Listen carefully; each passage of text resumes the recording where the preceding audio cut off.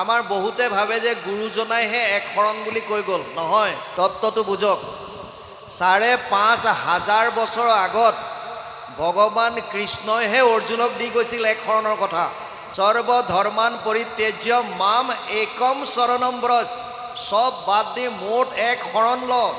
Interesting কথা হৈছে ৫,৫০০ বছৰৰ আগত কৃষ্ণই অৰ্জুনক যি এক শৰণৰ কথা কৈ গৈছিল, ভাৰতত তেতিয়াৰ পৰা এতিয়ালৈকে বহুবিলাক ধৰ্ম প্ৰৱৰ্তক আহিল, ধৰ্ম প্ৰচাৰক আহিল, যিবিলাকে গীতাৰ এই শ্লোকটো তেওঁলোকে বহু জেগাত উচ্চাৰণো কৰে, কিন্তু ইয়াৰ তত্ত্বটো তেওঁলোকে মানুহক বুজাই দিব নোৱাৰে।